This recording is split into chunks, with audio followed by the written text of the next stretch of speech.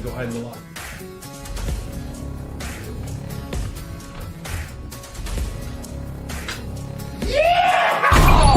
I'm here to collect Mr. Hawthorne's rent!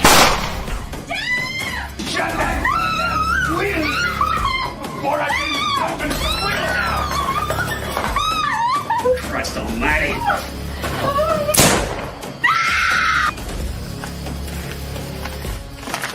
Johnny Fletcher busted into a farmhouse for property freedom. You bring me back that stuff false. Well, look at what we have here.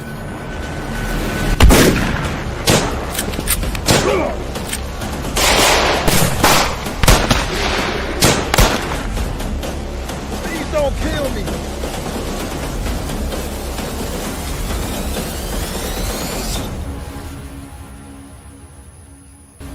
Gentleman John Fletcher! Damn it!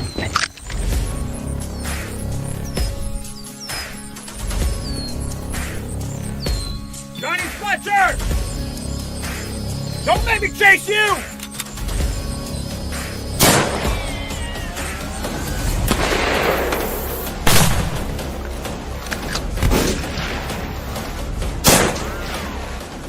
I didn't kill nobody. I didn't murder that family.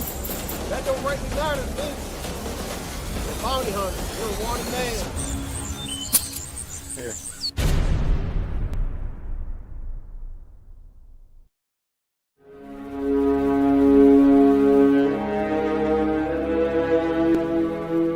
Out of the night that covers me, black is the pit from pole to pole. I thank whatever gods may be for my unconquerable soul.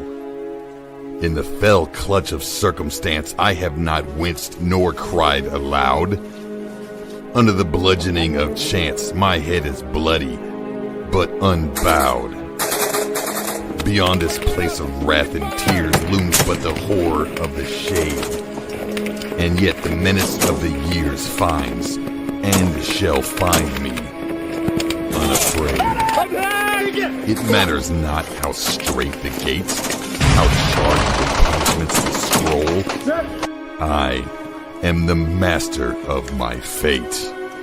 I am the captain of my soul.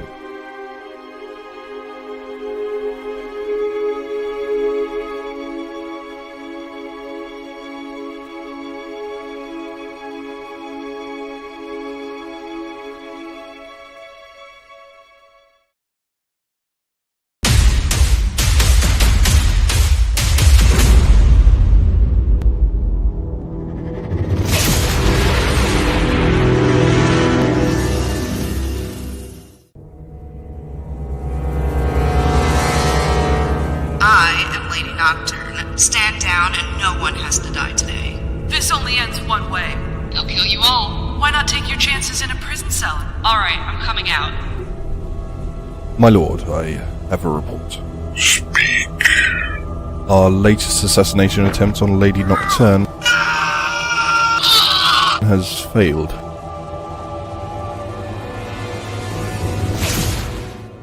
I can see stronger measures are needed. Begin phase 2.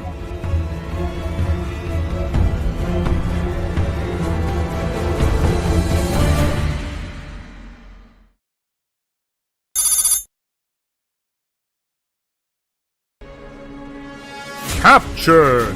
The notorious Lady Nocturne has been brought in through the valiant efforts of the Void Cobras. Get on the damn bird. Prisoner, take 5 steps, then stop and turn your right. But the pirates of Velix Mortis are far from defeated. My lord, I have a report. Let's cut to the chase, since we both know that this isn't a social call and you didn't come here to waste time. Fine.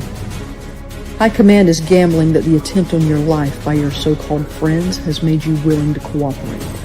Am I wasting my time now? What fate will befall the disgraced former pirate? The Minotaur sends his regards, traitor.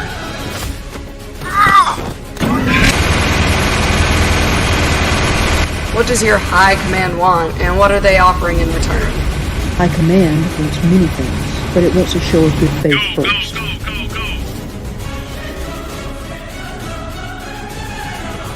Team 1, move up. Fire Team 2, covering fire. Bravo Team 1, push up. Bravo 2, give us support.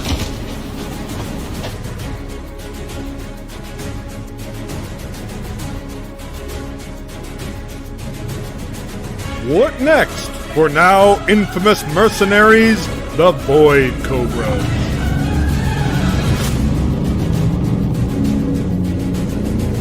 I want every last pirate I used to run with dead. I don't want to be watching over my shoulder every hour of every day.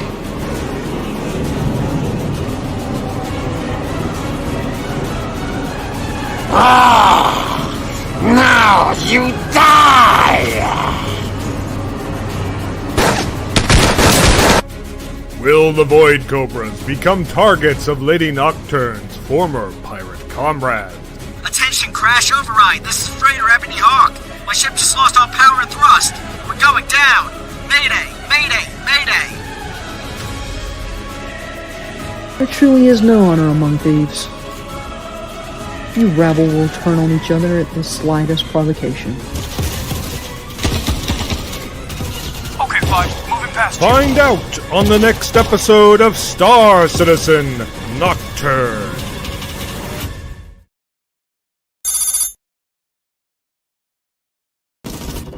Jameson, you copy? Touch me now. I don't want to live without you.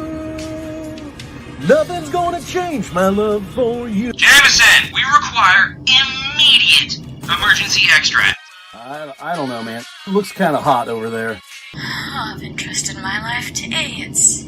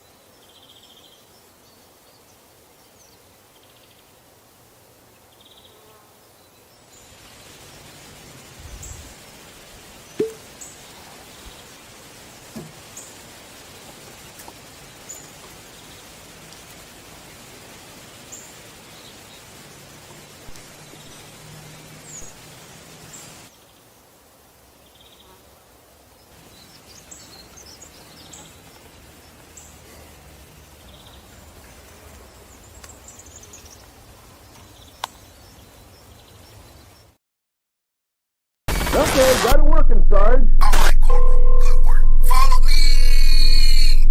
Y'all remember what Sarge said? Stay together, keep comms clear, and heads on the swivel. Clear. Okay, we're gonna secure it, then sweep the entire ship for survivors. Channel, you take point. Doc, you're behind me. Corporal, you're bringing up the rear. Understood, Sergeant. Taking track.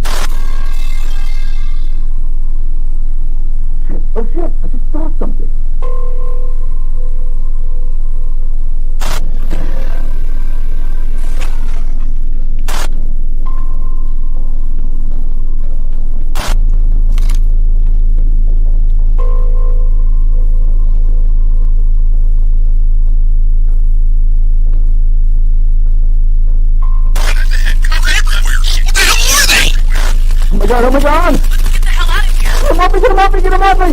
They're getting in my armor! Ah!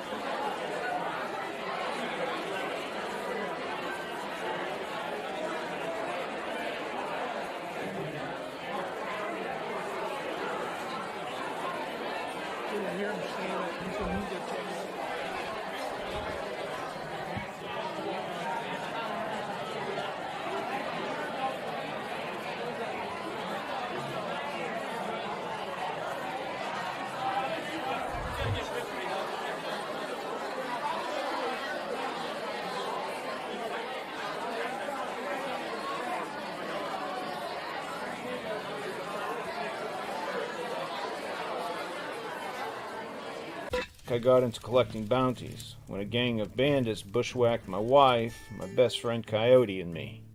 Meet the Jones brothers. To take a look at the situation in which you find yourself. That's Joshua. It's gonna end real bad. What's the Indian word for Next to him is Rufus the Doofus. Heck, I don't know. You're just trying to make me look dumb. All right, I want to Next see to him is rifles on the Lyman. ground. Remember those faces. And 6. You'll see him again. 8 hands praising Jesus. The other ones, well, ain't no use in introducing. They're all dead. Run!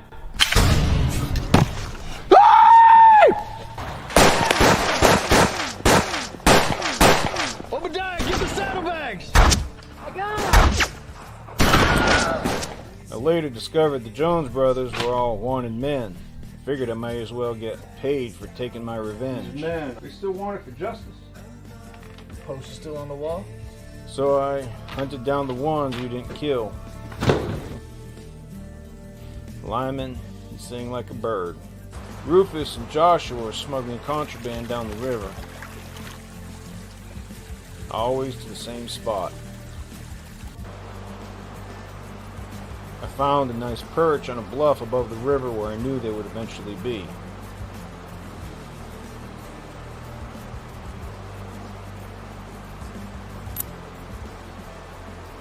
During the war, I was a sharpshooter. Coyote's Whitworth came in handy.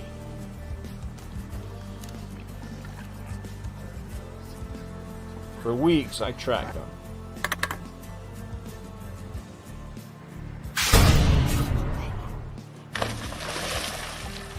Mama. Then I killed them.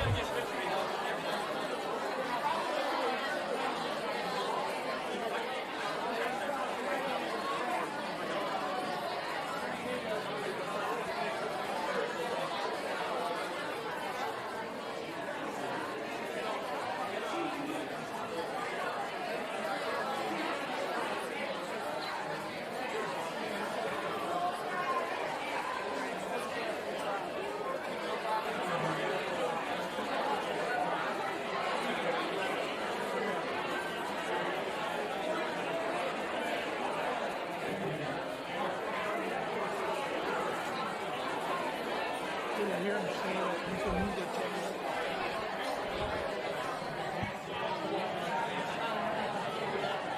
If you like our content, we'd appreciate if you'd like, subscribe, and get notifications. Help us extend our reach by sharing our video content. And if you want to help us beat the algorithm, also leave us a comment on some of our videos.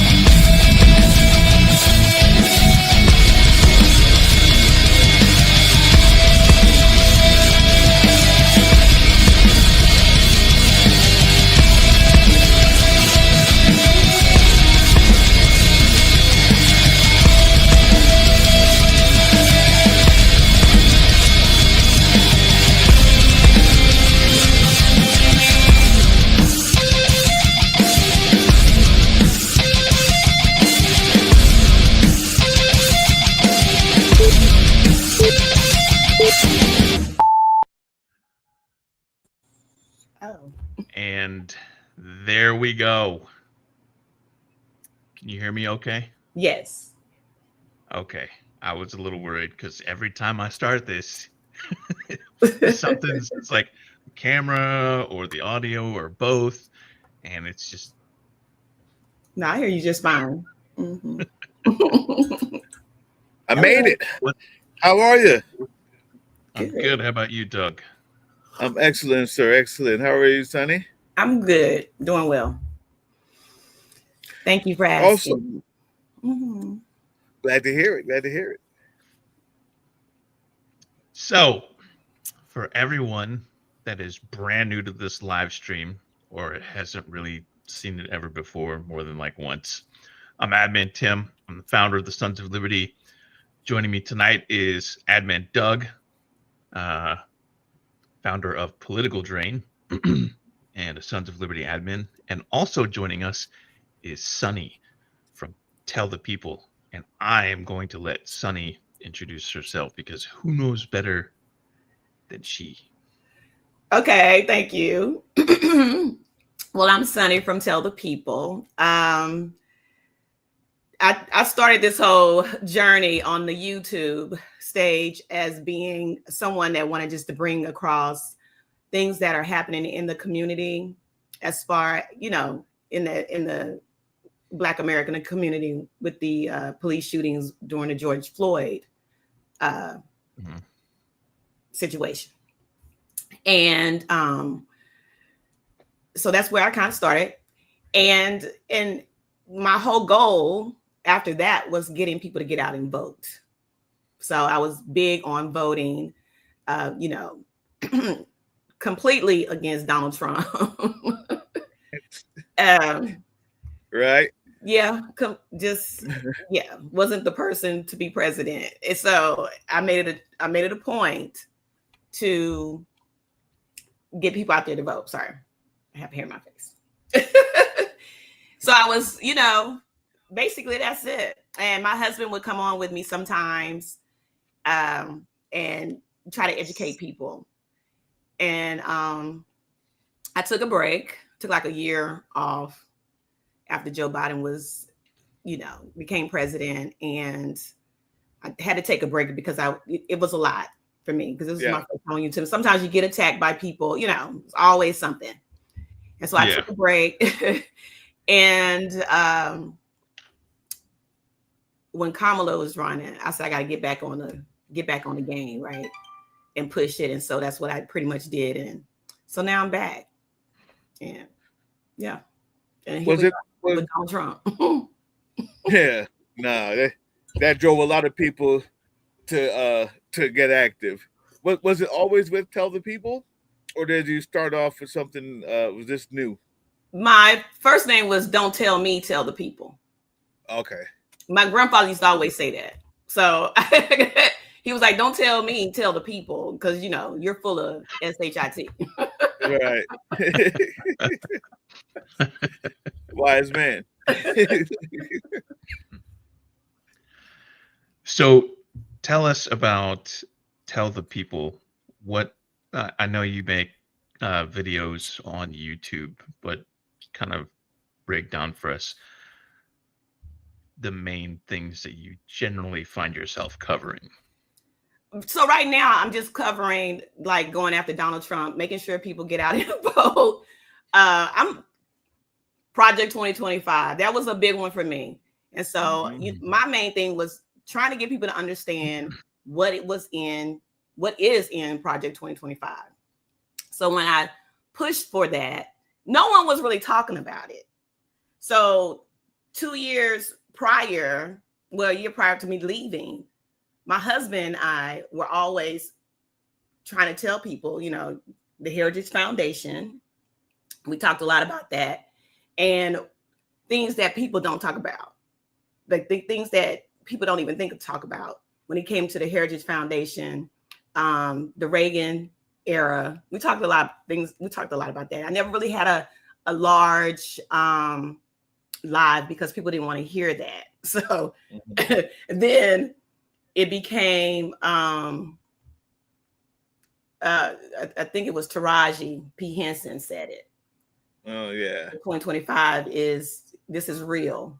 It's real, y'all. Remember And that. people just start talking about it in the Black community.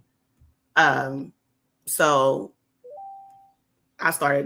it became bigger. So we talked about it and talked about it more. I tried to read from it. It's a 924 pages, and I wasn't going to get up there and try to break down 924 pages.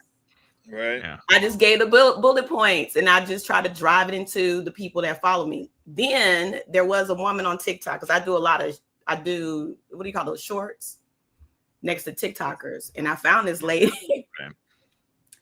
who was talking about shopping Project 2025 and who supports what communities, what businesses, organizations, or businesses, corporations that support Project 2025.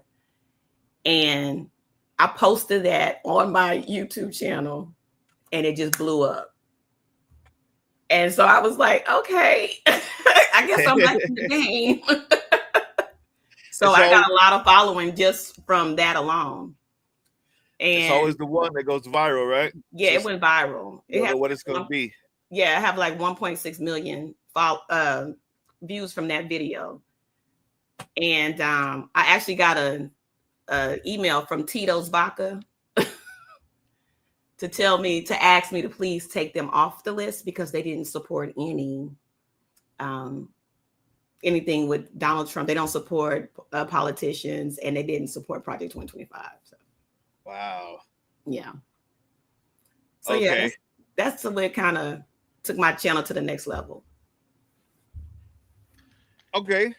Let me ask you something. So you coming back talking about Project 2025. I remember that Taraji P. Henson moment. I remember that before that, because I think everybody maybe in this chat here at some point was like, hey guys, they put it in black and white for you. Like, don't be a dummy. Like, this is real. And you had your left people who were like, oh, you know, you're just fear mongering, blah, blah, blah, blah, blah. After that moment, though, what was the percentage in your estimation, your lives and your TikTok? What was the percentage of people who were like, okay, maybe this is real, as opposed to folks who were like still just on the fence? Because there's another question after that, but I want to know what you think.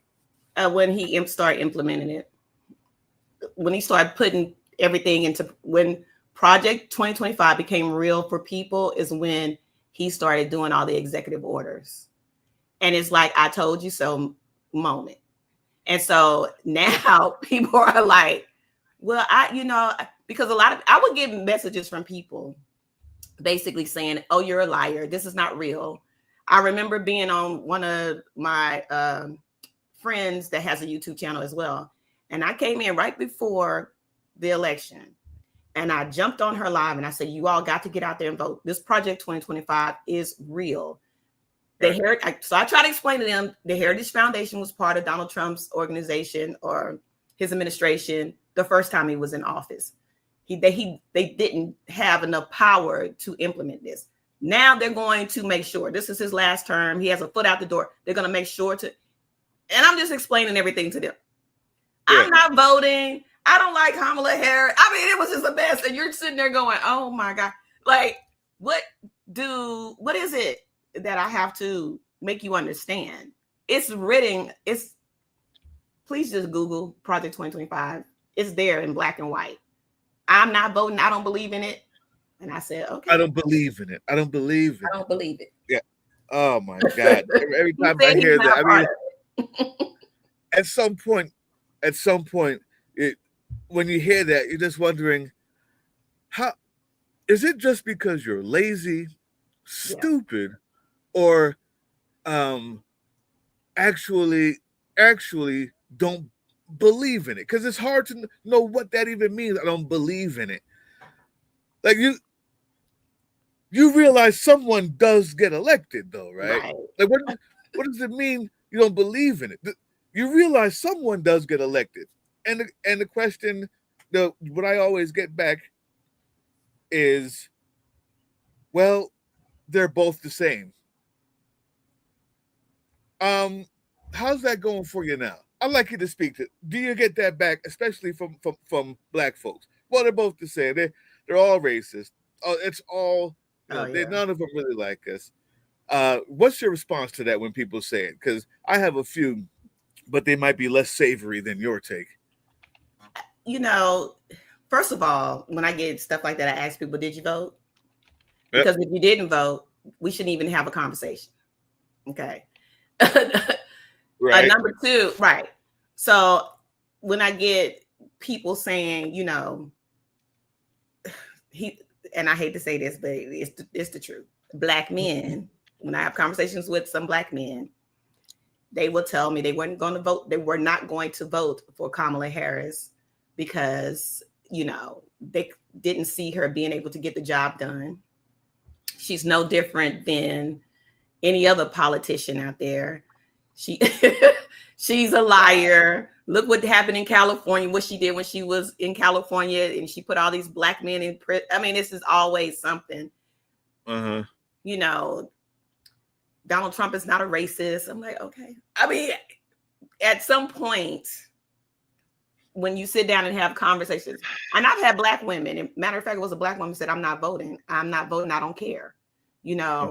She's not Black enough. So sometimes you get that, or, during that time. But now it's like, I haven't come across too many people that are like, how can I say it? Some people that I come across, a lot of people that are still in denial. You get some people that's still in denial. You do, but a lot of people are like, I should have, got out there. And but what was your response to them when they told you that before November 5th? I would go in. I'm not even going to lie. I would go in, and I would literally say, I need your. I want to understand where you're getting your information from, because then we can talk about it. I had one guy tell me, you need to go to the dark web. She's not even Black. She's Indian. I'm like, well, her father was from the islands. She's Caribbean, she's part Caribbean and part Indian. No, she's not. No, she's not. I said, well, I just pulled up her grandmother, who's a dark-skinned woman. That's a lie. You need to go dive deeper. It's the dark web. Then show me what the dark web is. I mean, dark web. The dark web. Keep on diving until you find the thing that makes me right. That's what you need. In other words, keep on diving until you find what it is you wanted to believe in the first place. The dark web is not where you switch your browser settings to dark mode. Right. I hate to tell you, like, very, very few people who access the internet ever get on the dark web. Like, you need a special, like, you don't just get on Google and be like www.darkweb.com. That's not how it works. So if you're on there and you're Googling stuff, that's not the dark web.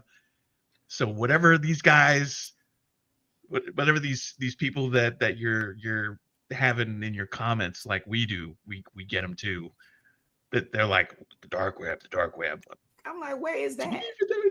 Yeah, don't. If you got on the dark web, chances are within You're seconds not somebody was looking for already tracking Kamala. your activity. You're not looking for you're- Kamala. right. If you're on the dark web, you're not looking for political information there. Right. It's You're dark on for there a to, like, reason. find body parts to grind up and turn into like, Yeah, it's gross stuff. weird Anyway. cosmetics and drugs and stuff. I'm gonna smoke a baby's arm. Oh my god. God. Yeah, absolutely ridiculous. So you mentioned black men, and that is a conversation that I've been having since November 5th, right? Yeah.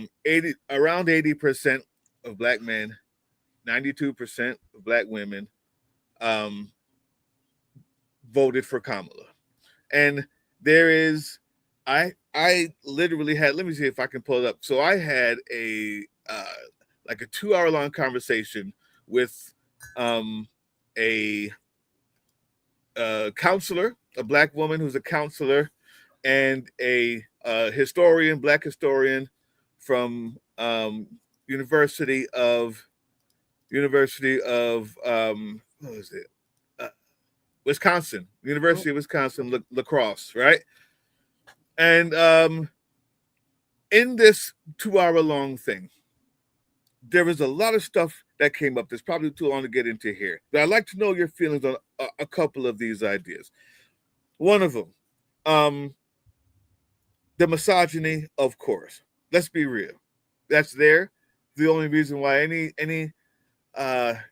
anybody will tell you that they're, they don't think that she can handle the job, or she's not going to be able to run it properly, is because of innate misogyny. And that's color wide, no matter what color you are. That's, we live in a misogynistic society. On the other hand, I saw afterwards what I consider to be the psyop, which is all of a sudden I'm seeing sites and TikToks, and especially on YouTube, of people who I've never, ever seen before, who don't belong in my algorithm at all, right? And these were all black women talking about how they hate black men.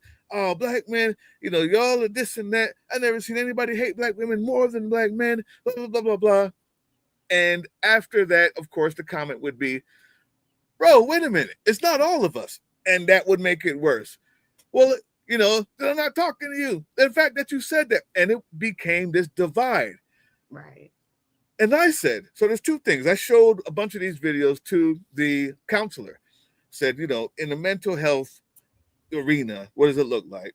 And of course, she was like, most of that anger does not have anything to do with you or with what happened. That's something that's digging up from much deeper personally with those people. Fine. That's one thing. You let me know how that explanation sounds to you. Number two, the PSYOP itself. If you look at 2 jars full, one is 92% full and the other is 80% full. And then you look at every other race and it's 50 and below. And you looked at those 2 jars and said, the 80% one, they failed us. That would be ridiculous. It's ridiculous. Mm-hmm. It's 80%. You can't get 80% of people to agree that climate change is real. Right. But the narrative that, your black men hate you, all 20% who didn't vote hate you, as if all 50% of everyone else loves you, is a psyop. And they used it against us. And I want to know what you think about that interpretation. Number two. First one is the idea that a lot of that comes from something deeper than just what happened. And the second question is my idea of the psyop, that they use that to try to split us up. And I would wish that it didn't. I'm I agree with you. I think that the system used that to split us up, to keep us divided, kind of the same way they used in the Reagan administration with the crack cocaine and, and getting separating Black families. So, yeah, so I completely agree with your. Is it something deeper? I will put that on the red pill, blue pill idea, if that makes sense. I think that I'm here in Georgia. Kevin Samuels, everybody knows who Kevin Samuels is, and Unfortunately. Unfortunately. Okay, yeah. So with him, but it's just not Kevin Samuels. It's a whole sector of this red pill, blue pill mentality, and I think that men in general, and I think especially Black men. I was just having this conversation with my cousin, who's an educator. She has a doctorate, and she lets everybody know that she has a doctorate. Big on education.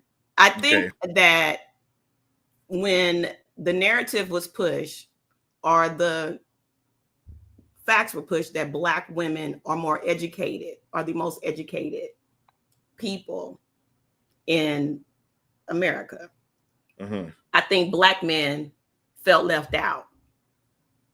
And so maybe that could be the deeper part. I'm not sure. And so it made them angry that how then there's this, you take the white man, the older, and I love Joe Biden.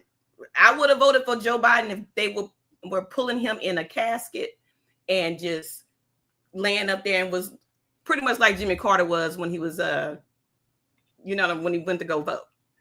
I would have voted for Joe Biden. I had no problem with Joe Biden. I voted for him the first time, of course. I think that men in general, maybe, and I'm not saying you guys, but not even my husband, but maybe they're feeling some kind of way that all of a sudden you have all these educated women coming to the forefront and are, taking away our manhood or something. I don't know. Maybe it is deeper. I really can't elaborate on that, to be honest with you. I meant deeper for the Black women's experience. For Black men? For the Black women experience. So the usage of the PSYOP itself. Like, I think that the people, they're not, we're paying you to divide Black people. What they did was they made sure that what came to my algorithm that I'd never seen or would never ever search for ever, it's like putting a Nazi, video on my algorithm, just doesn't exist. It's not there. I'm not a woman. I don't talk about the things that these specific people talk about. What those specific women, they found that 80% to be the betrayal. And we'll say, okay, yes, it kind of feels like a betrayal, but I also want to make sure we know it's 80%. Like, it's still men on the whole. The red pill is a great kind of analogy. Like, okay, well, you know what? There is a silo for all races of men that have kind of turned into this weird, I don't know, incel red pill thing. But the type of immediate anger towards or call towards for these few women, is it justified? Is it historically justified? Is it something specifically that maybe just comes from a single person's perspective? As a Black woman, have you seen it with your friends, with you? Is it maybe because they also don't have a Black husband? Is it just because maybe they were slighted? These are all a bunch of different things I'm asking about. I know, but I'm saying, as I'd like to hear what you think about that content rather than me expound about that content. Does that make sense? Okay. I kind of get to understand what you're saying. Well, I try not to look at it that way, but let me say this. I think that Black women may feel you want me to elaborate on the way Black women feel. Yes. Towards black men who said, "Oh, yeah." Or the broader, the way he feels about men in period or whatever it is. I don't know. Jeez. Okay. So let me say this. There are some angry Not to be on the spot or nothing. Huh? Not to be on the spot or nothing. And speak for all black women, please. Right. Because my husband is black. But he was like, he doesn't take kindly to misogyny at all. He does not. Right. He was all for Kamala Harris. I think that there are some women that are maybe upset with the 20% that didn't vote. Or okay. Byron Donalds. Oh.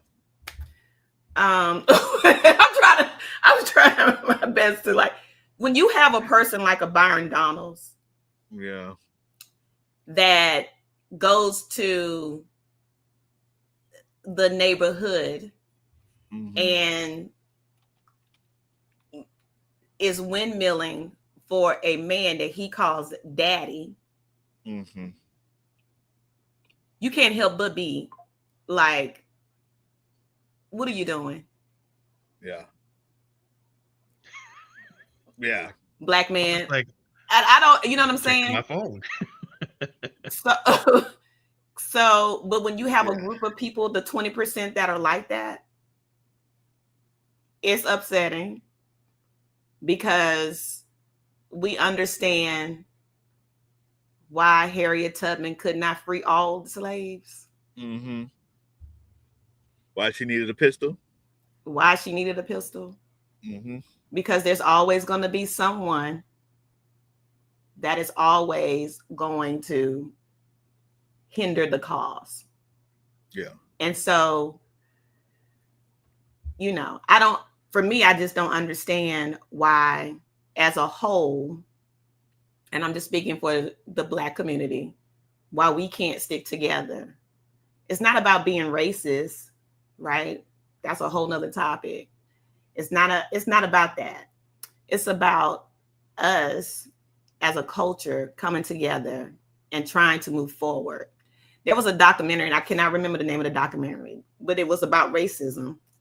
And it was about racism in America and how we always get to the top of the hill, but we never can fall forward, where all of us can come together as one and build. Because this is a great country. I've traveled and I've lived overseas and stuff.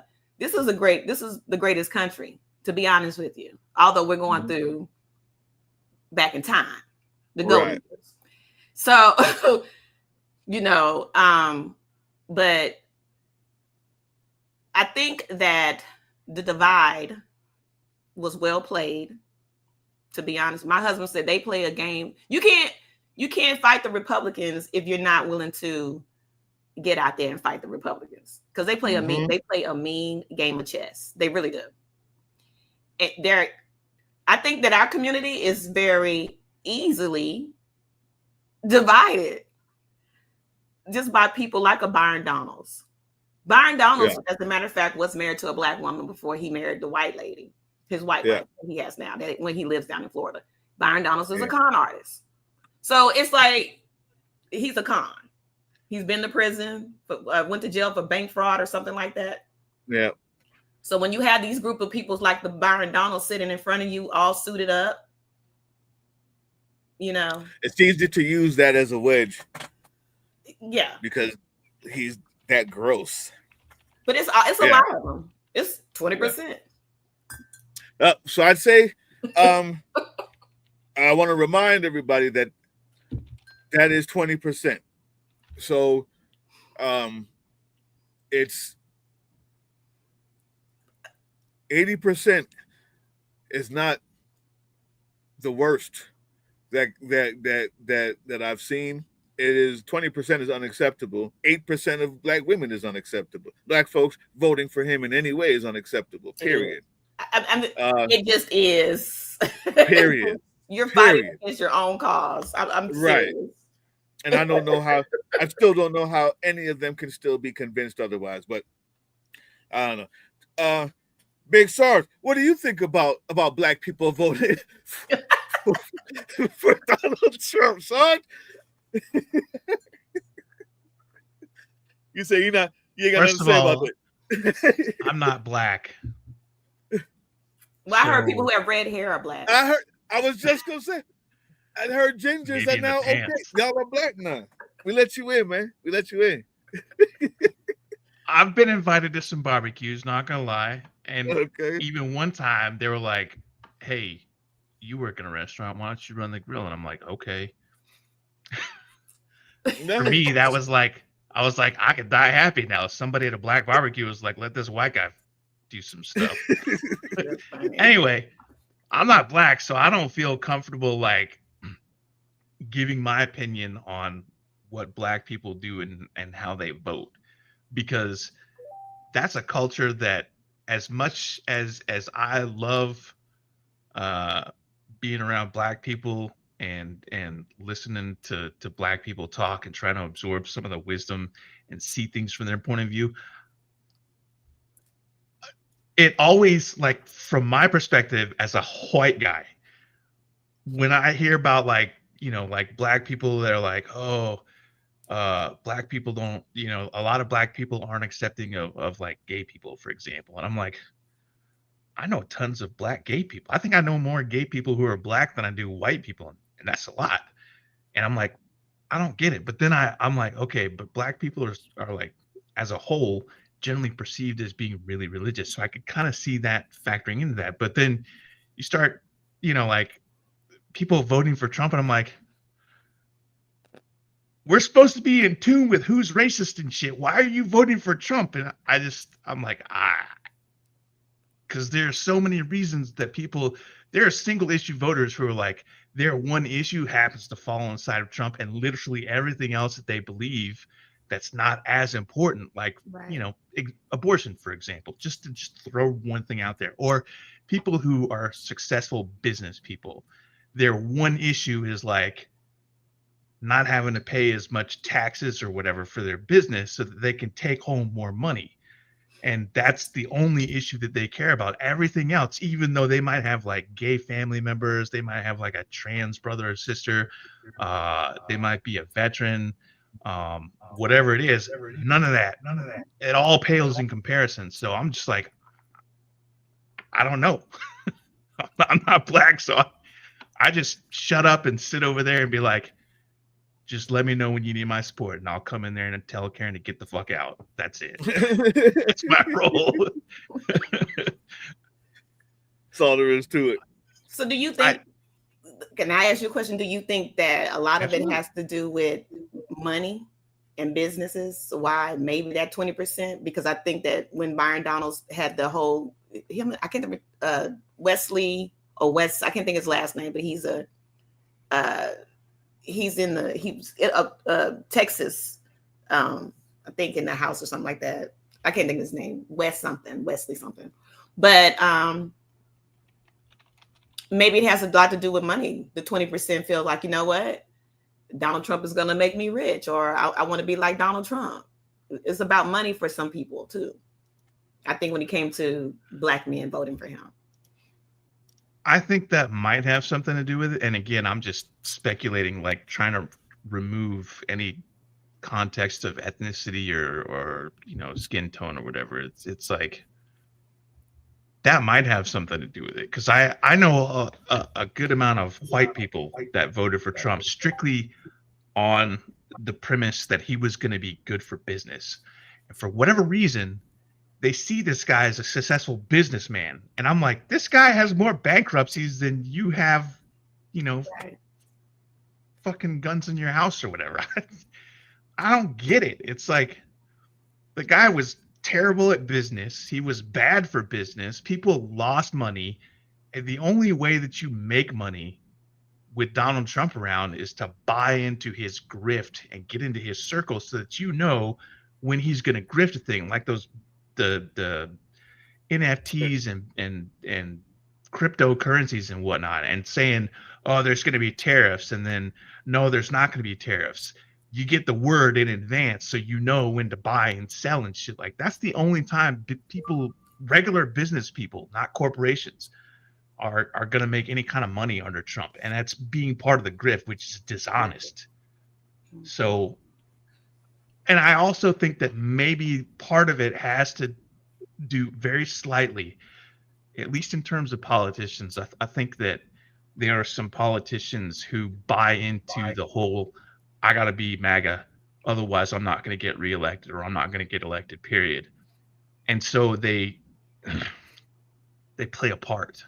You know, they're like, they adopt that as their persona, and they're like, oh, deep down, I don't really believe this, but it's what the people want to hear, which is also dishonest. And I think in the case of some of the politicians, regardless of their gender or ethnicity, that is a thing, because I can't fathom anybody who's not white voting for Trump, whether it's Nikki Haley or, you know, the windmill guy.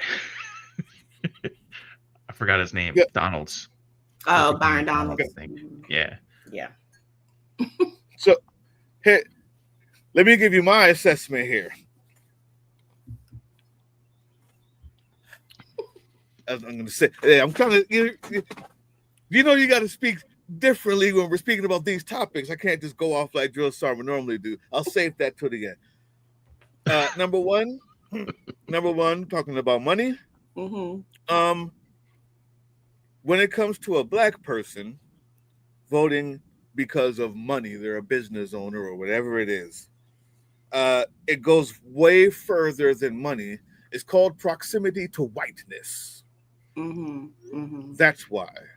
Mm-hmm. You see, because you said it yourself, the black women are simply graduating college at a higher rate than anybody else right now, owning businesses left and right, especially in Georgia, the black Mecca. They too care about money, but they understand that their proximity to whiteness is a facade, where there's 8% of them who think that, like, what was that? The black Secretary of State for Trump last time he was in, right? Or there are very few of them. The 8% of women who did vote, and if it was for money, it's not just money. It's an idea that I can be one of them. Because all of the other people who have money and are black realize that even if you thought he was good at getting money, it's not worth it with a boot on your neck. It's not worth it when you can't breathe. You realize that whatever money you may be afforded by the massa for coming into the house is only going to be at the expense of the people outside in the field. And it's only when you become like Stephen, right? When you become like Stephen and wonder, hey, massa, what the hell we're doing on a horse? You're not supposed to be on a horse. Like, at that moment is when you can say, well, it wasn't just, it was about money, yeah. But even people with money didn't make that decision. You made that decision, like Byron Donalds, because you thought for sure that you're not like the others. You're not like the rest of them. Right. You're not like those things. And Massa will make sure to reward me for my proximity to his dinner table. Right. Rather than the scraps on the floor like the dog where you belong. And they're receiving the scraps now. That's that part. Here's the other part. We said it before, and we said it again, misogyny. But we cannot act like we don't know that America, and I hate when people say, oh, it's the black population. My man, we're 13%. My lady, we're 13% of the population, or something like that. It may have gone down. So we're not extremely against we're not extremely against gay or lesbian or LGBTQ issues. We're not extremely against trans issues, because so is the rest of the American population. right? And there's not like there's more black people who care more about that or who are more against it than the people in Georgia who make up everywhere else except Atlanta, all white from Valdalia to Statesboro, right? And none of them like it. So I reject that we, care about it more. But I will say, just like the rest of America, if it wasn't their proximity to whiteness, it's the bigotry that we as men, period, of all colors, in America hold. And when you talk about the commercials in Georgia on any station that's not V103 for any politician, all you heard from Trump was, "Do you know what a woman is? These trans people in your sports, get Becky out to sports because she's being attacked by men with penises flamming everywhere." And it's like, wait a minute. First of all, there's only 3 of them in America, and I'm not even sure if the science is in or out on that. But the fact that they could use that is what makes up a lot of that 20%, just like what makes up a lot of that 50% of white folk, just like what makes up a lot of that 40-something percent, I should say, of white folks, makes up a lot of that 60-something percent of Latino men, right? So, like, that is it. We got it. Misogyny, bigotry, and especially for black people and people of color, that proximity to whiteness. If you're white and you say, well, it's because of money, I think I would have more money. Well, I doubt that that's the real reason, but fine. Greed has turned you into a monster and you are failing at life. But for the rest of us, I can say pretty securely, the numbers tell us that black women have businesses and make money, and they realize that their proximity to whiteness negates all of that when you're talking about electing Trump or Kamala. And that's my reasoning. Right. What do you think? I totally agree. I totally agree. Absolutely. I think it does have a lot to do with, the proximity to whiteness. Absolutely. Mm-hmm. I think that, when a lot of people come from different countries and come to America, and especially when they come from third world countries, they always tend to vote Republican or whomever is in power because they want to be close to whomever. They want to be able to relate to whoever is in power.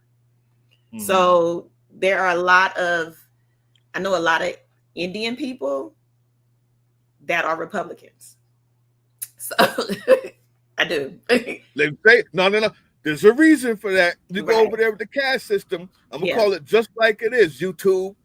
I'm call it just like it is.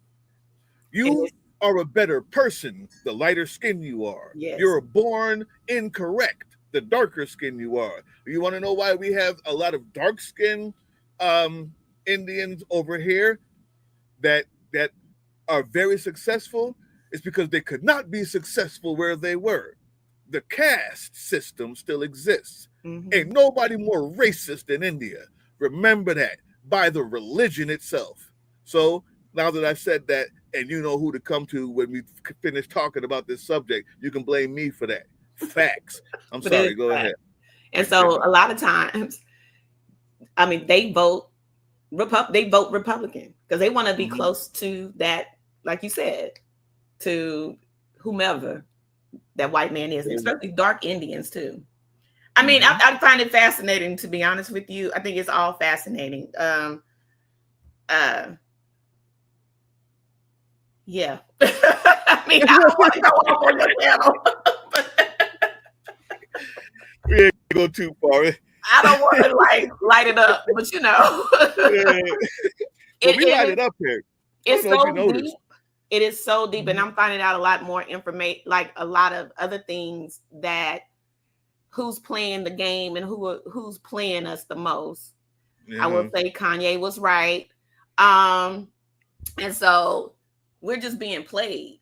you know, Mhm. like puppets, all of us. And we're being played against each other. And here we are in the midst of the madness, so to speak. And we're not winning. So, you know, we're not Yeah. winning. And that's just what it is. So we got to talk about that Kanye is right, man. Look, we won't do it just right now. I'm going to save that for later because I have a feeling I know where that's going. And we'll let that blow up later. One more thing, and I'm done. I promise. I know I've been taking over the whole joint here. There is a movement, a feeling, reality, actuality, as we see it on the ground, that Black people, mainly Black women, being more vocal about this in the beginning, at least, but now all Black people have kind of just fallen in line of not going out to protest. Okay. Okay. Now, at Sons of Liberty, we believe wholeheartedly in protest. At Sons of Liberty, we are literally just came from one. Like, we want our presence to be known there. We organize and for the purpose of protesting. Before I give my idea on it, I'd like to hear your thoughts on that. Yeah. Yeah, I'm not protesting. My protest is on this YouTube channel, on my channel, and I'm telling everybody else to get out there and protest. If that's what you want to do. We've always protested. We've always fought. We've always, you know, I mean, it's just the truth. I knocked on doors. I've done everything. What else do you want us to do? I mean, really.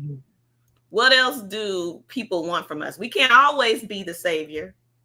You can't always sit and you know, suck on our titties. What else? Right? Exactly.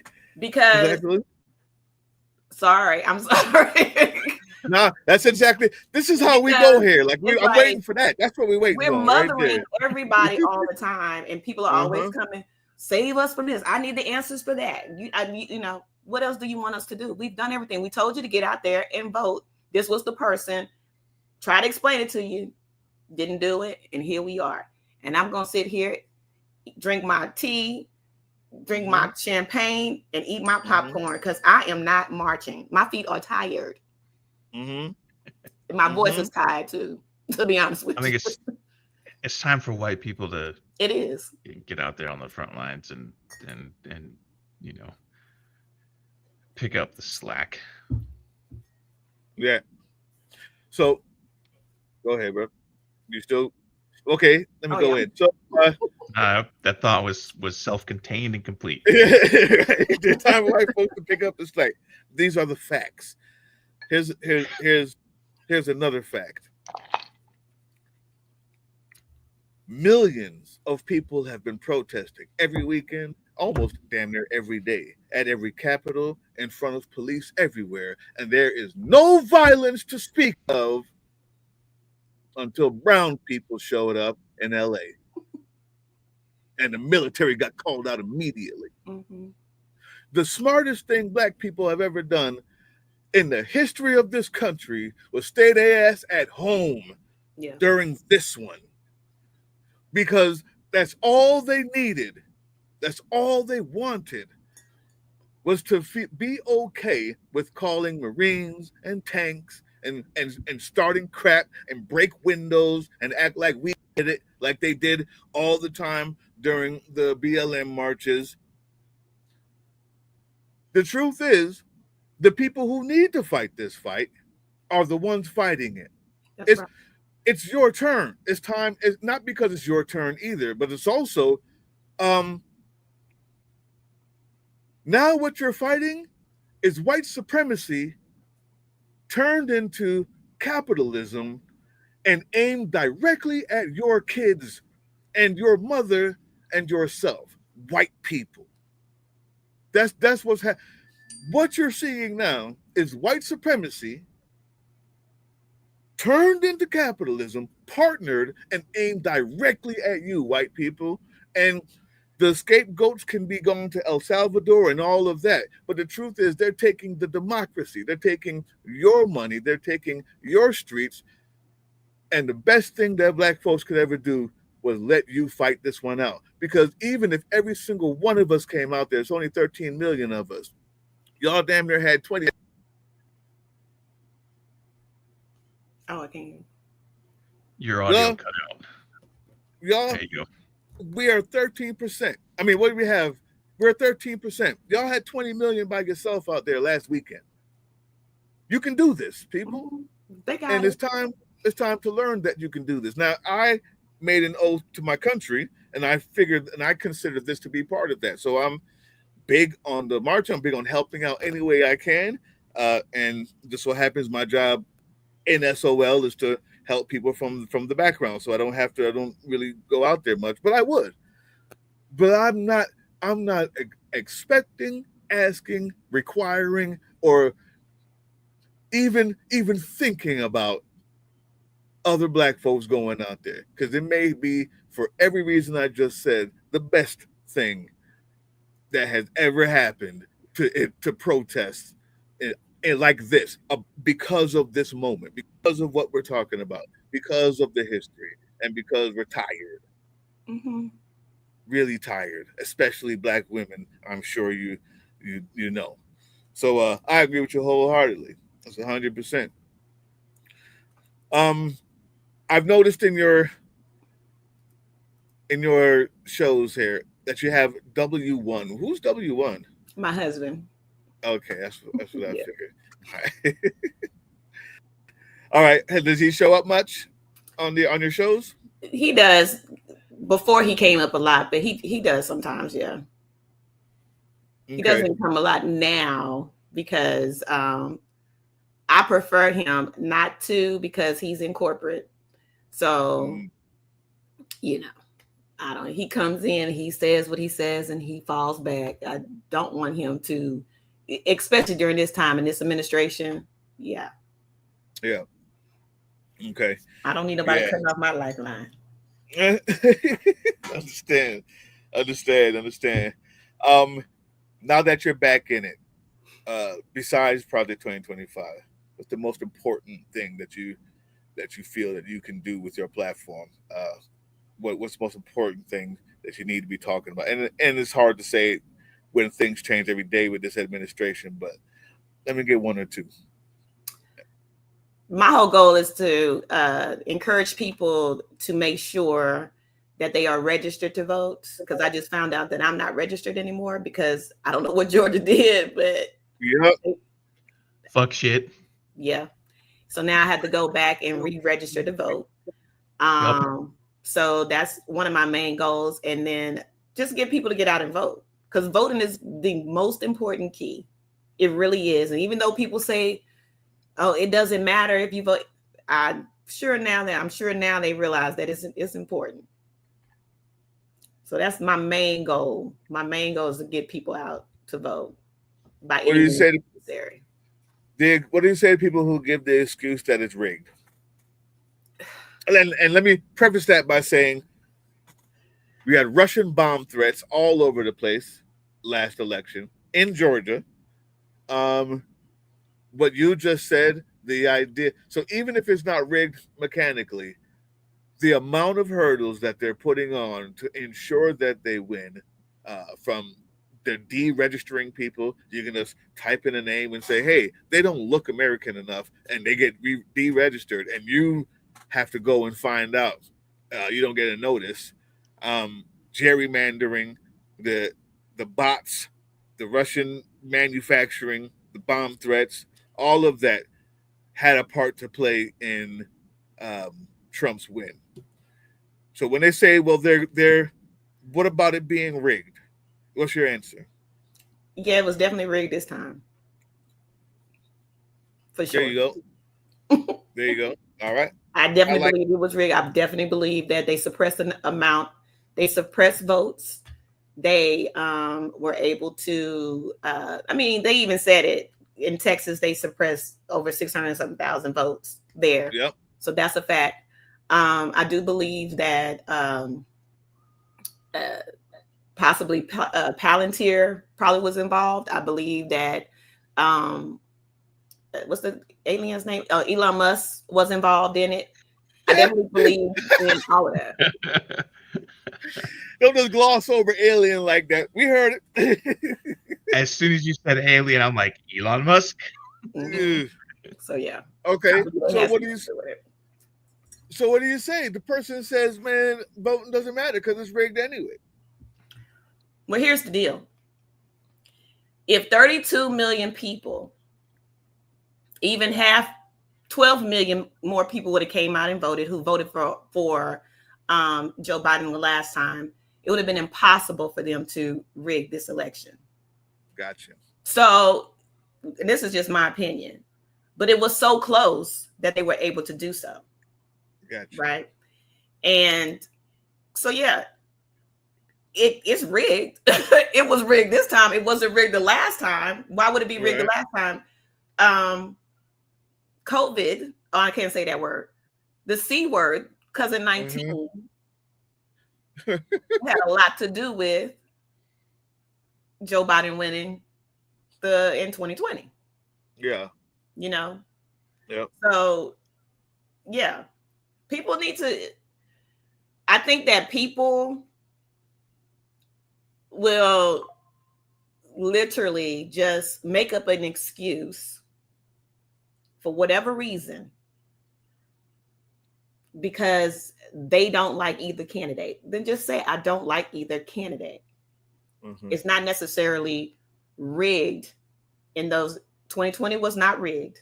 Joe Biden won by how many millions of people? I don't remember, but it was a lot. I don't think it was close. Well,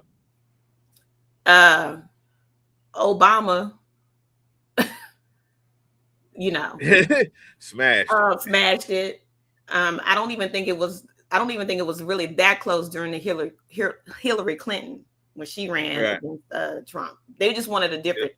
I mean, Trump just came out and they just wanted a different person. You know what I mean? And it's other stuff to that too. But I'm not gonna get into that. But why not? Go ahead. Let's see what you got. What you got?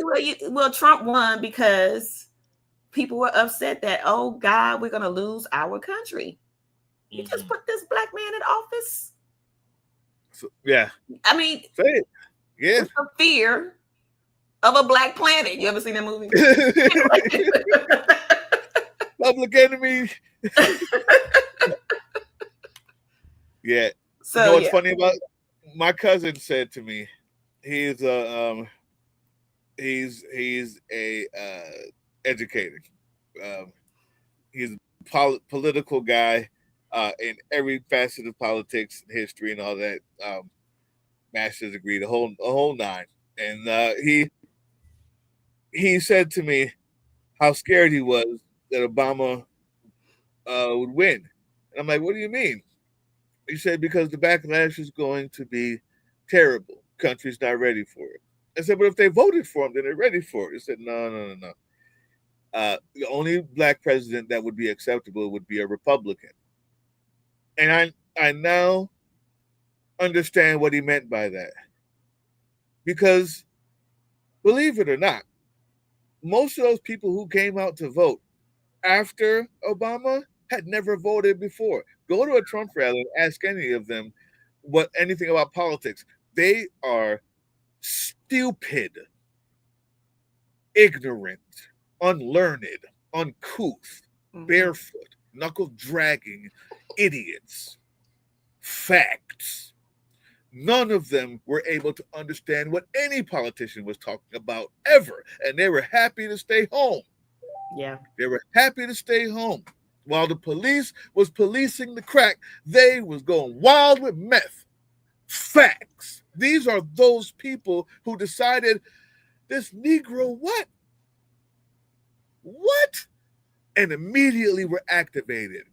And the person they needed to activate them was someone who spoke the same third grade orange paint language as them. It was just a cocktail made in hell. And he was right. That's exactly what he meant by that. The backlash from that, now there's economic hardships, there's whatever is going on. Yes. The truth is, I agree with you that the reason why there were so many people for that election, one of the biggest ever, is because there were so many people who just thought that it's always going to be white and it's not that big a deal. And the first time they saw that melanated face up there on the TV, it sparked something from deep down that brought them out. That brought them out for the first time. I agree with you on that. Forgot what were we talking about now? Oh yeah, the elections. So if they're not rigged, so if they are rigged, but you still say that you have to be able to overwhelm it. Yeah. I think that you have to come out. People have to come out. I mean, 32 million people sitting back not voting this time around. This is why, it was easy. In my opinion, it was easier to rig because I believe this was going to be a very close election. I do believe that she won by maybe 1 million votes, maybe. But so you think it's actually rigging from the? Yeah. I definitely believe it was rigged. Okay. That's why in New York, a county in New York is going back counting votes, hand counting votes, because it's a blue county, always has been blue county, and some miraculous way, she was not even nominated. Like her votes didn't come up. There was one that was like she got 0 votes or something like that. Yeah, 0 votes. Absolutely 0. But it was straight blue down the line. It doesn't make sense. Rockland County, I think. I think that's what it is. Rockdale, I don't know. Yeah. We're having Nathan from Election Truth Alliance on July 1st, Tuesday, July 1st. He's a guy that has a lot of science and data to back up his assertions. And I believe this is the county that he was talking about when he was on our show a couple weeks back. He said he just needs one to open up, and then they can start suing to get the rest of them open. So maybe. But what good will it do? Well, it's for future. Yeah. So that when you tell people that they got to vote, you also can say, we found where they did it wrong, and those people are being prosecuted. So come on out. Yeah. Right? Plus Trump was telling us, there was no need to vote for him. You know what I mean? He was basically saying it, telling us that, because a narcissist is always going to speak, well, Yeah. I don't need to vote in a while the truth. I remember there was something that he said before the votes were counted. It might have even been before election day itself, where he said, like, I'm not worried about it because we have a plan and you'll see when it's all over, or something like that. It was something that he said that at his fake Nazi rally and I was like, New York. Right. Yeah. He also said Elon knows those machines better than anybody. What? What do you mean by that? Right. What does Elon knowing the machines have to do with anything? But Joe Rogan even said that Elon, I believe, called Donald Trump and told him before the election was even called that he had won. Don't worry about it. Wow. Donald Trump recently said it too. So there's that. Yeah. So I'm unwilling to say it for sure. I just want to make sure I have the perfect proof, but I'm not unwilling to believe that it could be true, and there's a high likelihood. But I think the main reason why you have this lawsuit, you have this trial, and you have many more constantly is the same reason why you impeach Trump, even if you think that Republicans won't kick him out. Because it's imperative that the American people who are left, who still care about this thing, know that Jesus Christ, there's such thing as some sort of justice left. There is somebody who's going to say this was for the history books, this was worth impeachment. For the history books, this was worth getting sued. Is there anybody out there who can say because it's right, to set a precedent? So much of the law is the precedent. To set the precedent that we can't allow this, We need those things. We need that lawsuit. And if it turns out to be that it was stolen, damn it, we need to know, even if you can't do anything now. Just because it's important to do. It's important to say we did the right thing. That lessons were followed, or the plan was followed, in my opinion.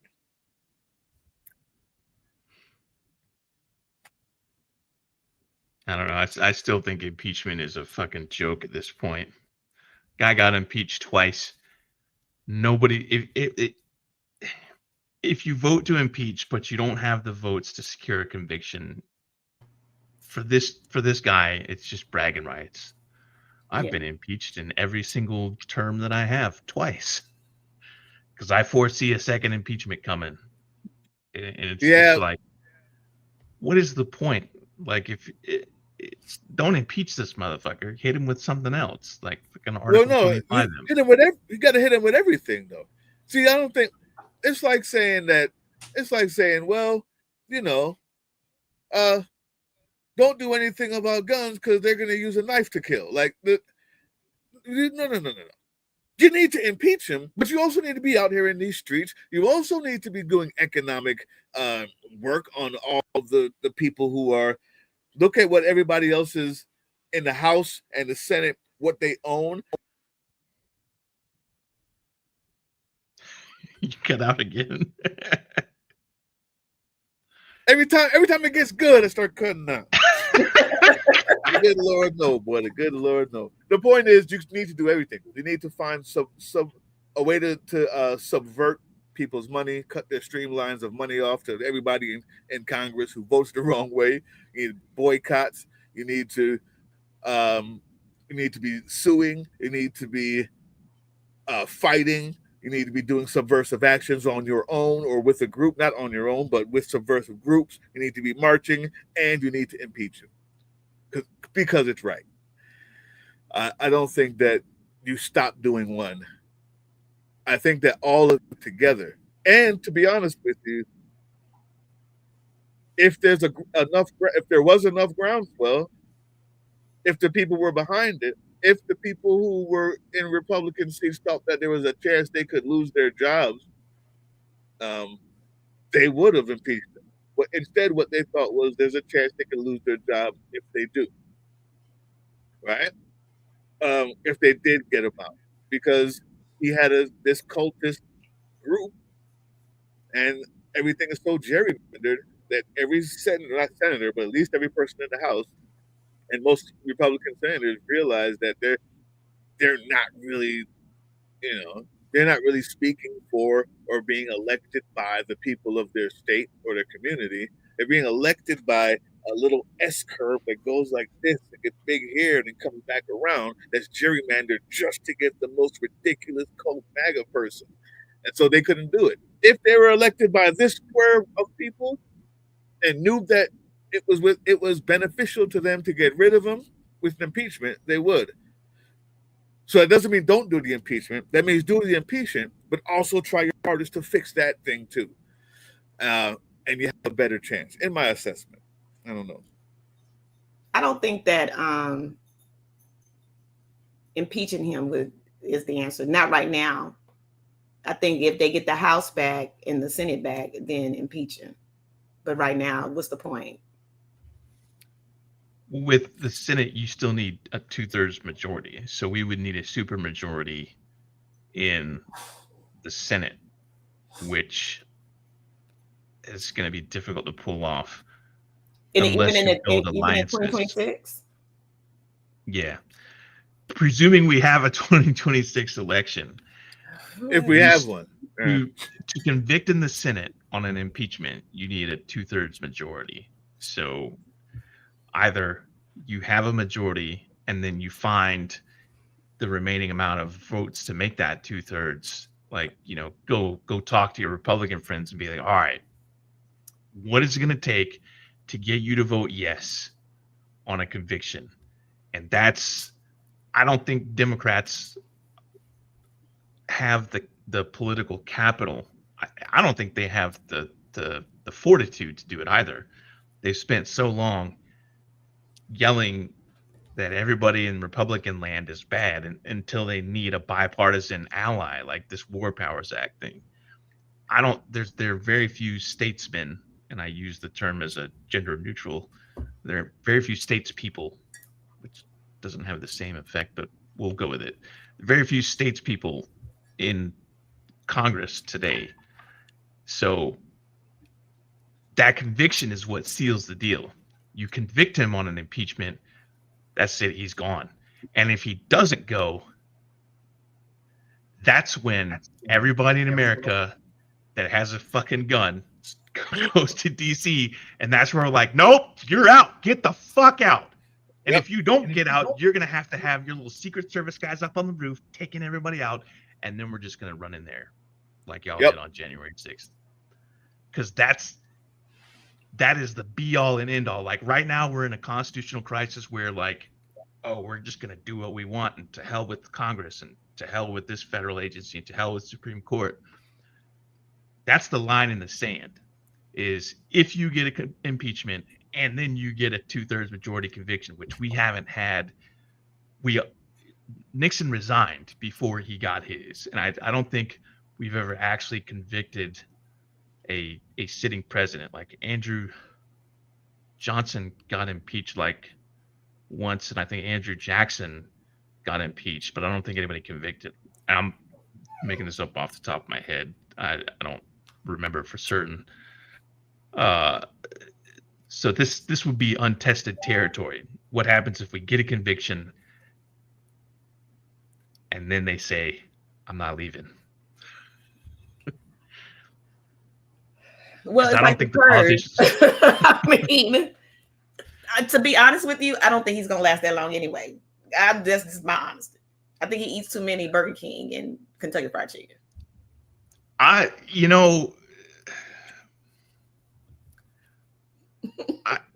don't think he's gonna. I just don't think he's gonna survive. I'm trying to be careful what I say because it's a recorded line, but some acute. But I don't think he's well. Oh yeah, definitely. I think he's sick. I think late stage syphilis is. It's eating away at his brain. I do believe the evil people always seem to last longer though. Like I don't understand it, bro. Like anyway, say that he's going to croak the day after the next election, right? And he makes it all the way through this one. There is another thing that she said, Sarge, and that is the political capital that Democrats don't have. They used up a lot, and they use up a lot not only saying that Republicans are bad, because they are, but also by being bad and making the statement not be able to catch, making the statement not have any gravity, right? Because, oh, well, you're also trading on insider trading too, huh? Oh, well, you also have no problem with throwing LGBTQ under the bus when it benefits you too, huh? Oh, so you also are taking money from giant corporations too, even though you blame it on them, huh? So they've lost a lot of that capital that they could have had. On the other hand, when the emperor has no clothes and he's walking around just a swanging, right? At some, no, I'm sorry, just a swanging. That's the one we're talking. Yeah, just a swanging. He's walking around just a swanging right in front of everybody. How long does it take? About that? Like, I don't know nothing about that. How long does it take before that consensus turns into okay, maybe we don't have, like, how many times you got to bomb this or bomb that? How many more sons have to go here or there? How many riots do you have to have? How many more people are going to have to lose money from their own businesses because the tariffs have made their dollar weak, and they own a shoe company like the person, what was that, Minnesota or Wisconsin or something like that and they're wondering like why they're going under, and the people who own farms realize that J.D. Vance wasn't talking about your farm, you from Idaho, senator from Idaho. How long before the actual incompetence of an emperor with no clothes that's just been allowed to do whatever he wants actually catches up and they gain some of that. Is it possible? I think it might be. I want to know what you think. Is it possible? It is, but like Sonny was saying, Republicans play a hard game and Democrats aren't equipped to fight it. They might when Democrats fight Republicans like a Republican would fight, that will be the day.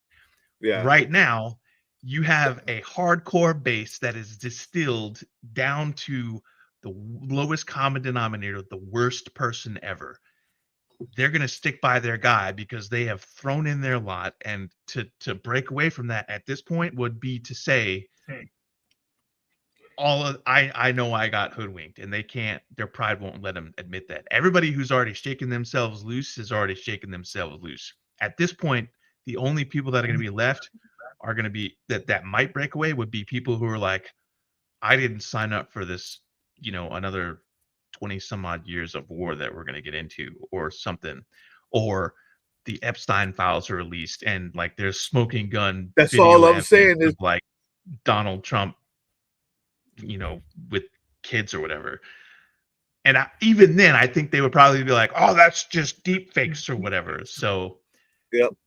Democrats need to, I hate using the term identity politics, but Democrats need to temporarily pause that for the 2026 election, and they need to figure out what are the 3 or 4 main issues.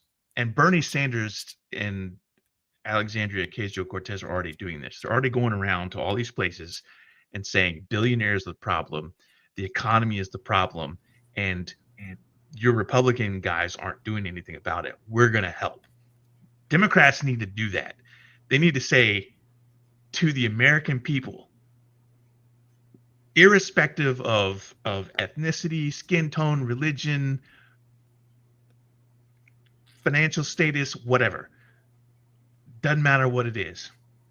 The economy is in shambles, and it got this way because you voted for Trump, and Trump did what he said he was going to do.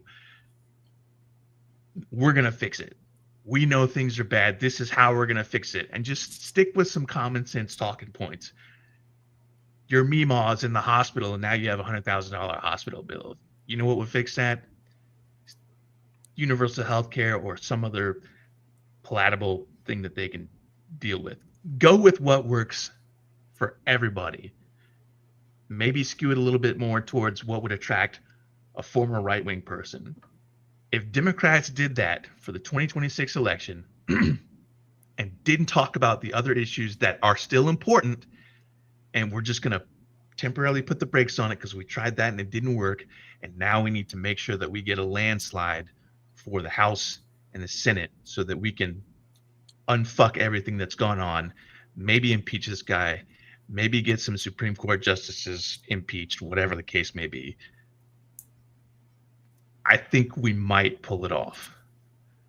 Whatever happens in 2026 and 2028, presuming that we're still business as usual, we still have elections, we absolutely need to take those elections. And then when we have a supermajority, like we did one time under Obama,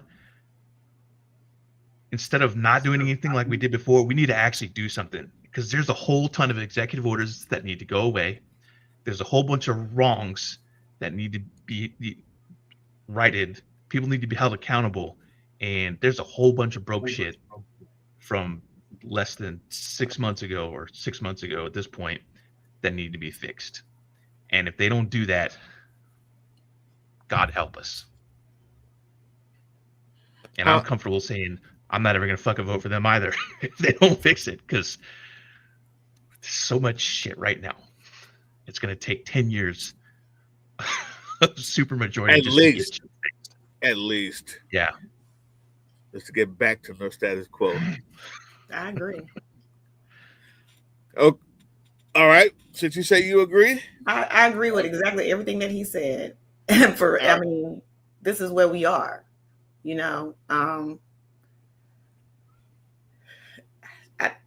honestly, like, my voice is, literally, I just sit here and go, what else do you want? It's everything that is happening is embedded right there in Project 2025. Everything. Mm-hmm. And they are moving it quickly. Steve Bannon said it best, flood the zone, and it's exactly what they're doing. But the only way to, like you said, Sarge, you got to be relatable to the people.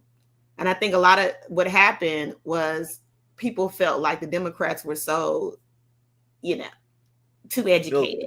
It's just oh, maybe not. You're looking down on us poor people, where before Democrats were the ones people felt like helped the people. Now they feel like Donald Trump. And you got to laugh at it because it's just like, Donald Trump is here to help us, help the people because he's relatable. And I remember telling my husband, I said, the Democrats. I shit on a gold toilet too. Right. I said, the Democrats are going to have to come out and start talking to people the same way Donald Trump is talking to people. You know why? Because Donald Trump is more relatable in the way he speaks. So when he comes out and sounds like a third grader, they relate to that because you can't come out and use your big words and because he's pulling people from the woods. These people are coming out and they're voting. You have to literally be relatable and talk to people, not be up on your high horse grandstanding, because this is how they see the Democrats now. They're just not relatable.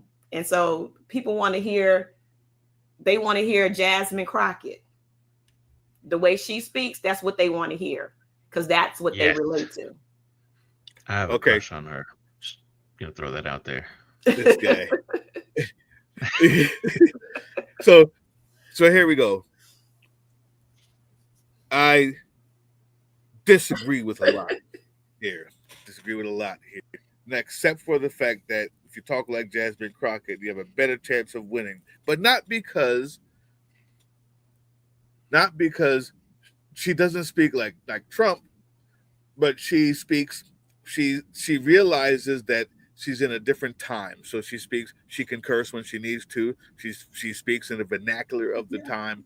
Fine. Yes. People say that Democrats look down on poor people. I have a number that says differently. 92% of black women.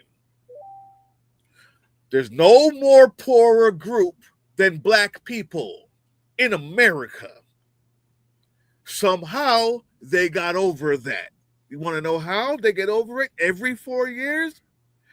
Because for 400 years, they figured out that they don't have the proximity to whiteness that everybody else thinks they have. So I say this instead. Instead of saying, how are we going? They're right there with the message. But instead of saying, how can you get those people out the woodwork to come? You can't. Because other Democrats are actually intelligent. And if you start talking like a third grader, they're going to go, what the fuck are you talking about? I can't vote for this. Now, you can get that from hillbilly fucking Henry down the corner. Excuse my language. You can get that from the mountainous Marjorie Greene. You can get that from her as she rolls down her mountain into a goddamn house seat. You can get that from them. You're not going to get any Democrat by saying, well, what we're going to do, we're just going to just believe in me. These guys are so stupid, I can get it done in 24 hours. No, not speaking like a third grader. What Bernie and AOC have done is actually say, we're going to motivate the people who don't sit. We're going to say, fuck all of you Republicans, every goddamn last one of you. And if you're allowed to come back in the fold of normal human beings when we take over, you should be grateful. Just like they say to us, if we need to gerrymander the fuck out of your place, we will. But more importantly, you suck. You're racist. You're bigoted. And we are going to make healthcare for all. So help me, Ma, because Big Sarge is right there. And we're not only going to talk about a little bit of this housing. We're going to see what we can do about free education or free everything or go hard. But instead, what we get by trying to be like, well, let's talk like this or like that is we get these milk toast. Well, we can forgive education. No. You're going to lose because when they call you socialist, you're going to get scared. You're going to get scared. You're going to get scared. I promise you. Because you're still waiting for that illustrious, ridiculous knuckle dragger to come running over here somehow because you said something right. They hate you. They think you're a pedophile. All of you. All of us. They think it. And there's nothing you can ever do to change that. Instead, I would be shouting from the rooftops at everybody who stayed home. Bro, what you need? Video games? I got you. You need education? I got you. We need to have stuff that's free, and we need to pay taxes to do it. I'm not. You cut out again. That means I'm going in. That's what that means. That's what that means. we need you to pay more taxes.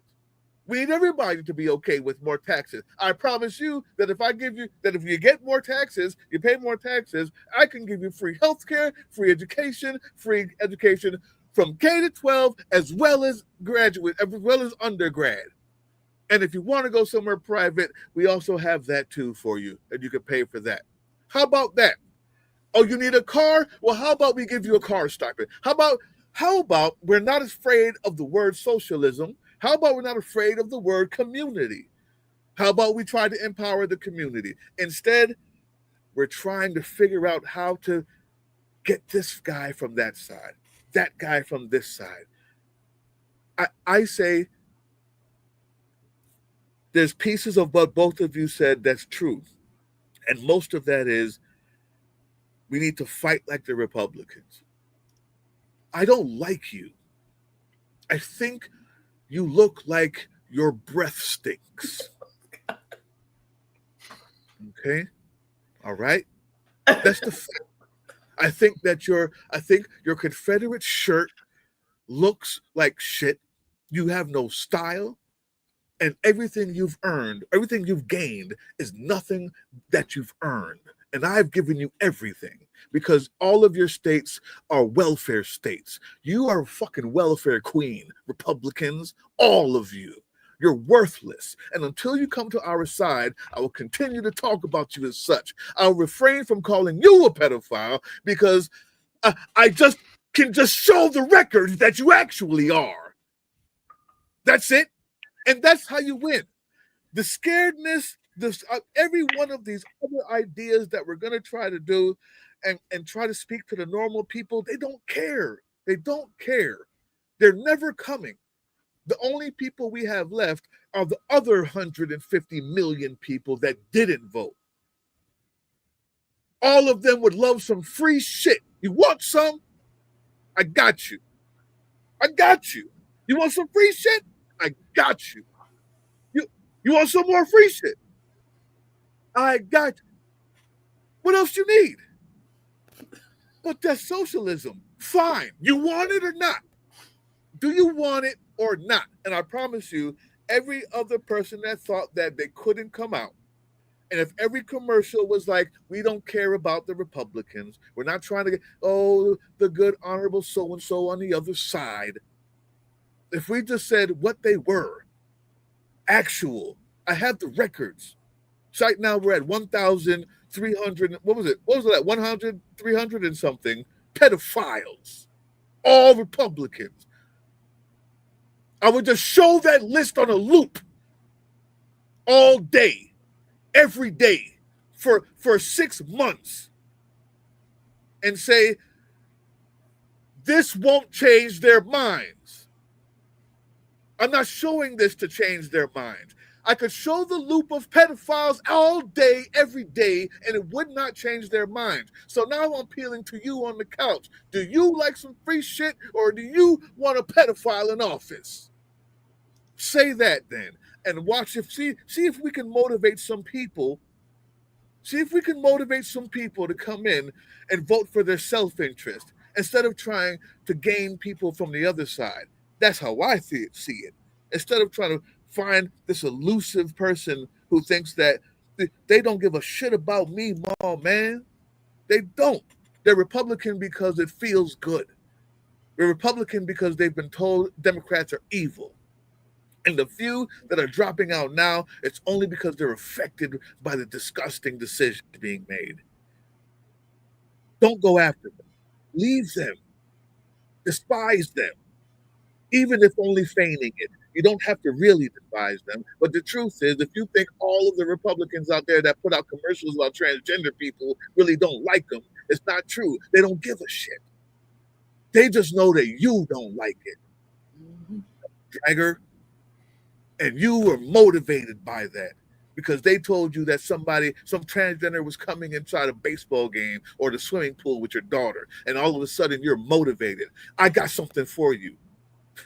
That's how I feel about it. I'm kind of animated. I'm sorry. I get this way. I mean, it's brilliant because, like I said, the Republicans play chess.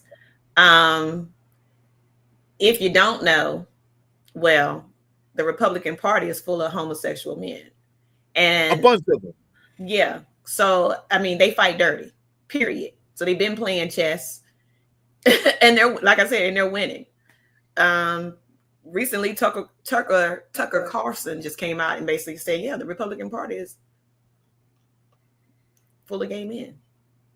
It makes sense every time they have one of their RNCs or some other giant CPAC or whatever, Grindr crashes. Want to know how I know? Because I'm on Grindr. Oh wait. I mean, it's chess all day. Yeah. And the reason here comes the end, guys. The reason why the Democrats can't do that and are always looking for some other amazing strategy is because the Republicans can be corrupt in the open, and the Democrats have to be corrupt in hiding. And you always lose the corrupt game. You cannot win that game with them because you're expected to not go to that level. So first things first, 2026, vote out the corrupt ones. Stop voting for people who have corporate backing. Only vote for people who use ground money like Bernie, like AOC, like Justice Democrats, like Aiden Swallow, like Cat. I want to say her name right. You say it for me, sir. Abu Ghazali. Cat Abu Ghazali, right? Yeah. But it's strategy. It's strategy. We those people can't speak like I just spoke because they also go to the same people who fund the same things, and so they're always walking on eggshells. And I'm not going to advocate for being corrupt out in the like Republicans are. Republicans have found a way through church to let people know that the more money you have means the better Christian you are. It doesn't matter how you get it. And they did that shit. It's the most amazing thing I've ever seen happen to a country in 40 years is turning the white Christian base into believers that money equals godliness, which is like so they win. They win on that front. I think we call them out on it. I think we stop being afraid of the word socialist. I think we stop half-assing. I think we stop because there's some Democrats who are always going to vote Democrat. Fine. I believe let's use that. I know you're coming, so hear me out. Now I'm going straight socialist. And let's see how many people, let me see how many young people we can get off. Since the right wing can get you with the red pill, let's see how many young people that we can get with saying, I'm giving you free college with a gas stipend for your car. What about saying, I'm going to help you out with your first year after college with a universal income provided by taxpayers, and we're all going to pay more in taxes so that your kid can have a universal income for the first year afterwards to have a better life and learn and have a better job and support us and make the rich people richer. You want to get rich? You want to see richness?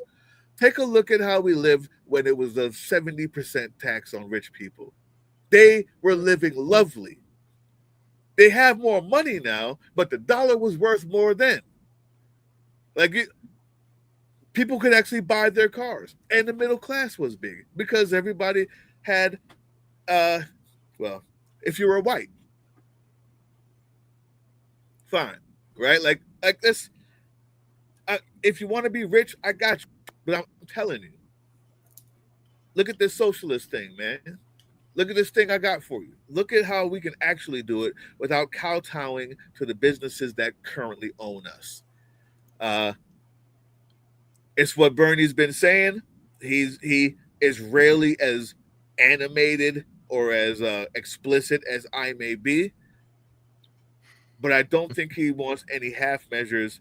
And I think if enough people pushed it and got those corrupt ones out, we will never ever need to get a Republican vote again, just like they right now don't care about Democratic votes. And don't let me get started on gerrymandering, because why the hell are we not doing it? Is my idea, but fine. You also want to be a decent human being, so I won't begrudge people that. We're not doing it because that's not who Democrats are, though, right? Right. They're not doing it. The Democrats don't.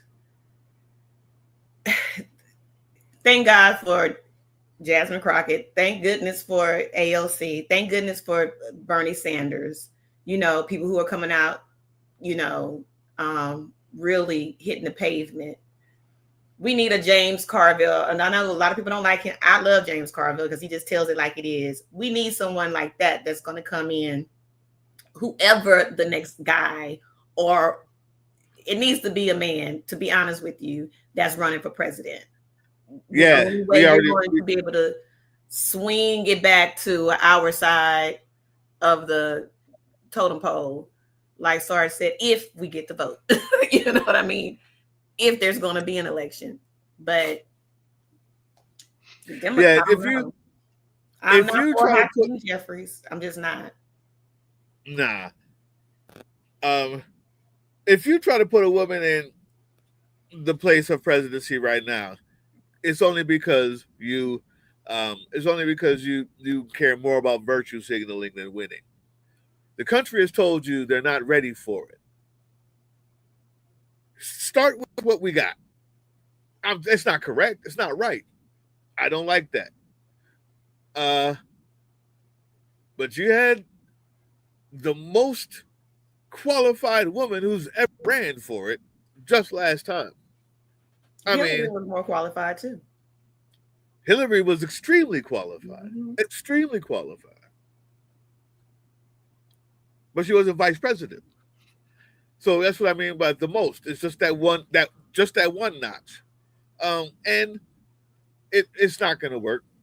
It's too much misogyny. We got too much other things to fix. So fine. For the sake of strategy, it's going to need to be a man. But it's going to need to be a message that's not Republican light. It's going to need to be a message that's not that acknowledges that Assad is so far gone. We have to stop treating them like they're not so far gone. We need to be talking to the 150 people who think that nothing matters, in my thing. Like it's all the same. What do you need? I got you. We got this thing where we're going to make people pay more taxes and give you more shit. And don't be afraid of saying that. If you say that, I have a feeling that the only people who are scared of paying more taxes are the people who it shouldn't matter to, because they're already rich. Mm-hmm. If you tell my mom, who's not making a lot, that I'm going to need to tax you more, but in return, I can make sure that you'll never have to pay for the doctor or for this and for that, and all your kids could have grown up and gone to college free. She would have been like, fine. I'm already sacrificing to send my son to private school when I don't have the money. I'm already sacrificing to make sure that they live in this neighborhood because I don't want him to get shot by police. Instead of having to sacrifice it with them, you're telling me that I can actually just pay the taxes and you'll do that for me. It's a win-win, but we're scared of it. Anyway, I don't know, man. Sarge, you tell me. Am I tripping? No. I All think right. that also makes a convenient stopping point because Richard Ojeda is live, and I need me some Richard Ojeda. Yes. We always support the I Ojeda hate that show. his show goes live like the same day as ours, but you know. Sonny, I hope I didn't overtalk too much, did I? I always feel like I did. No, I think it was great. I appreciate you all having me over here. I would like to invite you to my little platform. Come over and educate the people. When. Yeah. Educate the people. You say when I'll I'm there. be there. Okay, yeah, absolutely. What he said. I normally come on Wednesdays. I go live on Wednesdays. Whatever he said. Oh, you go live on Wednesdays? Mm-hmm. Let me ask you this. Do I need to make sure I tone down the expletives? Because I can, believe it or not. Y'all don't know that I can. What do you say? You can go as raw as you want to go. All right, that's what's up. Just be honest. That's it. That's what I like. I love the fact that people are coming on just, I didn't want to come up here and just like go in, because I go in sometimes, and I have to catch myself. No, this is absolutely the place to do exactly that. It's the place for Big Sarge has set the tone. All the first videos I saw of him was him knife handing people with F words coming out, and I was like, yeah, that's what I'm talking about. That's what I've been waiting for. Hey, kitty. And then the cat comes. Oh, to steal the show. So pretty.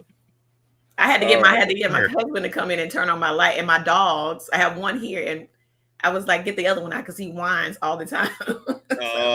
I saw it getting dark, then the light came back on. I was like, oh, okay, she got it. Oh, you can follow Sunny at YouTube at Tell the People SW1. At Tell the People SW1. Yeah. Somebody asked that in the comment section. That's why.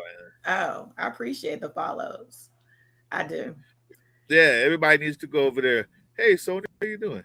Everybody needs to go over there and press a little subscribe button, man. Watch a couple of them shows. Especially you need to know who's paying for Project 2025 and who's not.